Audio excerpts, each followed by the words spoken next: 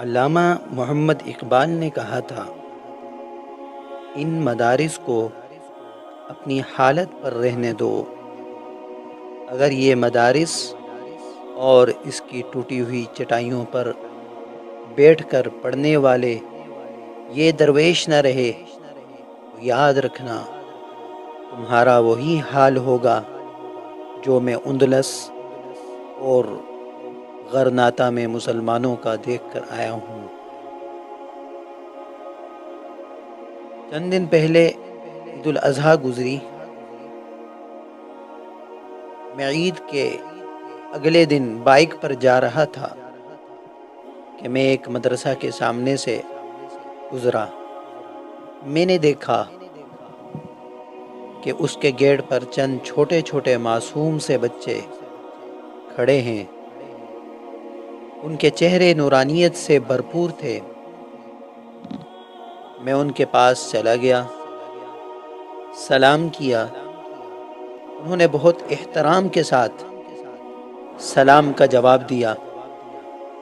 میں نے کہا، بیٹا آپ کیا کرتے ہو یہاں؟ انہوں نے کہا، بھائی ہم یہاں حفظ کرتے ہیں۔ میں نے پوچھا، عید پر آپ گھر نہیں گئے؟ ان میں سے ایک دو تو آنکھوں میں آنسو بھر کر اندر چلے گئے، اور باقیوں نے دبی ہوئی آواز میں کہا، ہمیں کوئی لینے نہیں آیا، ہم بہت دور چترال سے آئے ہیں۔ بابا کہتے تھے کرایہ نہیں ہے، تم وہیں رہو۔ میرا دل بھی ایسے بوجھل سا ہو گیا۔ میں نے کہا، آپ کو آئے ہوئے یہاں کتنا عرصہ بیت گیا؟ انہوں نے کہا، ہم پچھلی عید پر بھی یہیں تھے۔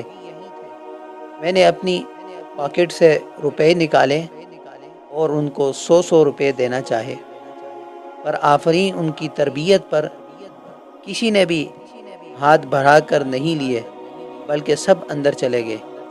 میں بوجھل سی طبیعت کے ساتھ آگے بڑھ گیا، اور یہ ہیں وہ مدارس،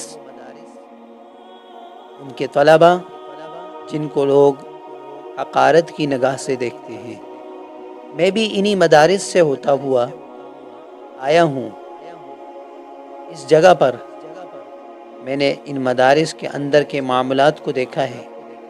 جب مدارس کے شیوخ مہینے کے آخری ایام میں بہت پریشان دکھتے تھے کہ اساتذہ کی تنخواہیں اور دیگر بل کیسے ادا کیے جائیں۔ یار سوچو، کون سا ایسا پرائیویٹ یا سرکاری ادارہ ہے جو اس قدر اسکالرشپ دیتا ہے؟ ملک کے طول و عرض سے سینکڑوں ایسے مدارس ہیں جن میں رہائشی طلباء کی تعداد ہزاروں تک جاتی ہے، لیکن ان کے کھانے، رہائش، کتابیں، میڈیسن، مکمل اخراجات مدرسے کے ذمہ ہوتے ہیں۔ کیا ہے کوئی ایسی یونیورسٹی جس کا ہاسٹل اور میس فری ہو؟ یہ دین کے ادارے دین کے قلعہ ہیں۔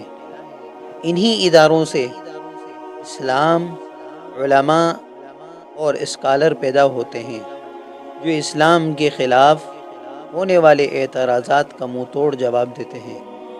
بات کہاں نکل گئی؟ میں بات مدارس کے اندر پڑھنے والے ان درویشوں کی کر رہا تھا جو دور دراز کے علاقوں سے اپنے گھر بار، ماں باپ، بہن بھائیوں کی محبت کو چھوڑ کر آتے ہیں، صرف اس لیے کہ ان کے ماں باپ کی ایک بہت معصوم سی خواہش ہوتی ہے کہ چلو کیا ہوا اگر گھر کی دیواروں پر غربت اور افلاس ناچتا ہے، ہمارے بچے حافظ قرآن بن جائیں، عالم دین بن جائیں، روز قیامت عزت والا تاج تو ہمیں نصیب ہو ہی جائے گا۔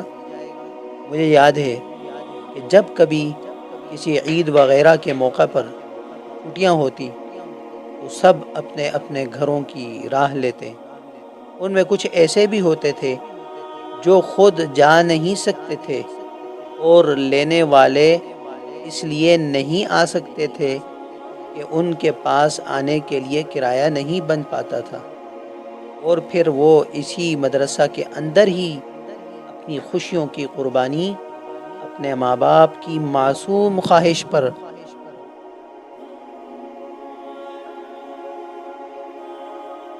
قربان کیے اپنے ساتھیوں کے ساتھ کھیل لیتے۔ ان مدارس کے طلباء کو کبھی حقیر نہ جانو، آپ نہیں جانتے کہ ان کے مقام کو یہ جب چلتے ہیں، ان کے قدموں کے نیچے اللہ کے فرشتے اپنے پروں کو بچھانا اپنے لیے باعث فخر محسوس کرتے ہیں۔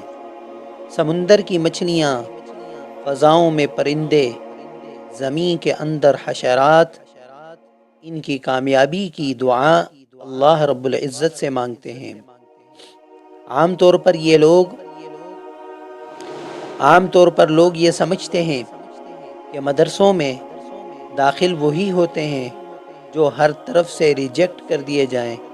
اگر ایسا بھی ہے تو بھی لوگوں کو ان مدارس کا شکر گزار ہونا چاہیے جنہوں نے ایسے بچوں کو گلیوں میں آوارہ ہونے نہیں دیا، بلکہ ان کو داخلہ دے کر قرآن و حدیث کی تعلیم دی۔